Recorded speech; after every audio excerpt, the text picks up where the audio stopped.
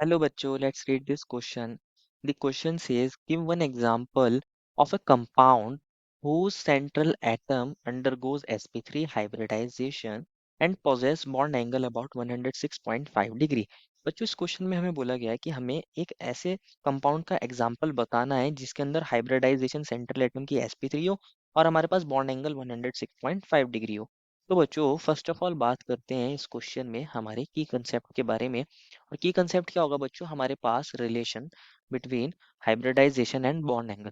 Relation between hybridization and bond angle, कि हमारे पास अगर हमारी हाइब्रिडाइजेशन क्या है तो उस पर हमारा बॉन्ड एंगल हमें क्या देखने को मिलता है। और हमारे पास हमें एग्जांपल बताना है जहां हमारे पास sp3 हाइब्रिडाइजेशन और बॉन्ड एंगल 106.5 डिग्री हो। Relation between hybridization and bond angle. तो बच्चों अगर हम पर्टिकुलरली sp3 हाइब्रिडाइजेशन की बात करें, अगर हम बच्चों पर्टिकुलरली sp3 हाइब्रिडाइजेशन की बात करें, तो अगर हमें हाइब्रिडाइजेशन निकालनी ही हो तो हम यहाँ स्टेरिक नंबर रूल की हेल्प से निकाल सकते हैं। स्टेरिक नंबर रूल की हेल्प से निकाल सकते हैं।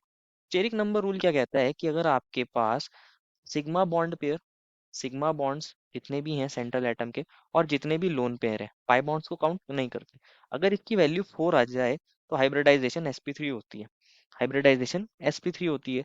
अगर इसकी वैल्यू t आती है तो हाइब्रिडाइजेशन sp2, अगर इसकी वैल्यू 2 आ गई तो हाइब्रिडाइजेशन sp। अब ये 3 कब आ सकती है? अब ये डिपेंड करता है हमारे पास सिग्मा बॉन्ड्स और लोन पेयर पे। हो सकता है हमारे पास चारों ही सिग्मा बॉन्ड हो, और हमारे पास क्या हो सकता है, एक हमारे पास जीरो लोन पेयर हो, एक केस में हो सकता है हमारे पास 3 सिग्मा बॉन्ड एक लोन पेयर हो, एक में हो सकता है 2 सिग्मा बॉन्ड 2 लोन पेयर हो, इस तरह पॉसिबिलिटी हो सकती है। तो अगर हम बात करें ऑल 4 सिग्मा बॉन्ड्स की, all 4 sigma bonds of central atom, of central atom, इसका एग्जाम्पल बेस्ट एग्जाम्पल कौन होता है हमारे पास? मीथेन। इसका बेस्ट एग्जाम्पल कौन है बच्चों? मीथेन है। कौन है बच्चों? मीथेन है। That is CH4। CH4, अगर आप CH4 के अंदर देखोगे चारों ही सिग्मा बॉन्ड होते हैं, ये कार्बन और ये हाइड्रोजन है। एक हाइड्रोजन यहाँ इस तरह है, एक हमारी तरफ है टूवर्ड्स अस, और ये हमारे पास H है, और एक होता है बैक टू द प्लेन, और ये हाइड्रोजन होता है। ये ज्योमेट्री हमारी कहलाती है टेट्राहेड्रल ज्योमेट्री। और इसके अंदर ये परफेक्ट टेट्राहेड्रल होता है। कैसा होता है बच्चों? परफेक्ट टेट्राहेड्रल, सारे एटम सेम है, सारे बॉन्ड पेयर एक जैसे हैं, हाइड्रोजन और कार्बन के बॉन्ड है, परफेक्ट टेट्राहेड्रल है। परफेक्ट टेट्राहेड्रल है। अगर आप यहाँ स्टेरिक नंबर रूल को भी लगाओगे, स्टेरिक नंबर को भी लगाओगे, तो आप देखोगे चारों ही सिग्मा बॉन्ड है, 4 आ जाएगा, 4 सिग्मा बॉन्ड्स है, तो वैल्यू 4 आएगी तो हाइब्रिडाइजेशन sp3 होती है। और अगर हमारे पास परफेक्ट टेट्राहेड्रल बन रहा हो और हाइब्रिडाइज परफेक्ट टेट्राहेड्रल हो, तो वहाँ हमारे पास जो एक्चुअल में बॉन्ड एंगल होता है वो कितना होता है बच्चों? 109 डिग्री 28 मिनट्स। 109 डिग्री 28 मिनट होता है हमारे पास बॉन्ड एंगल।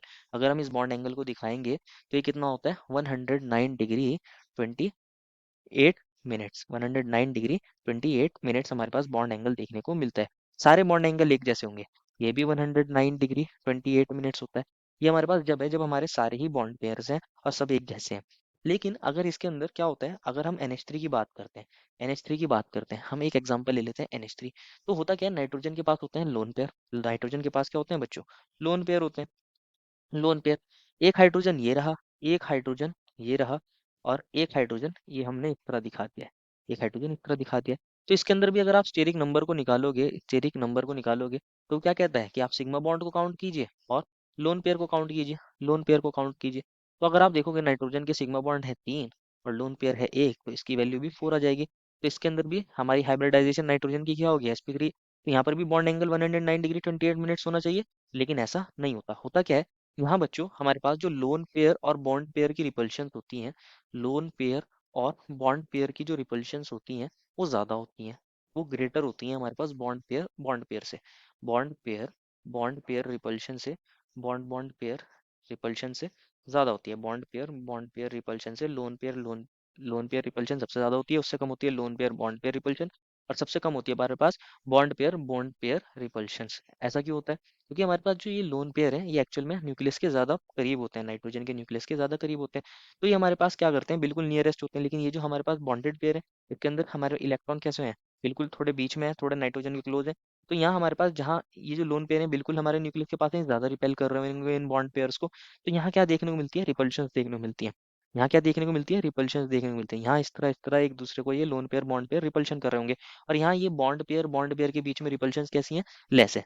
अगर हम लिखना चाहें, मान लीजिए ये हमारी रिपल्शन है, रिपल्शन को डिनोट कर रहा है, ये हमारे पास बॉन्ड पेयर रिपल्शन है।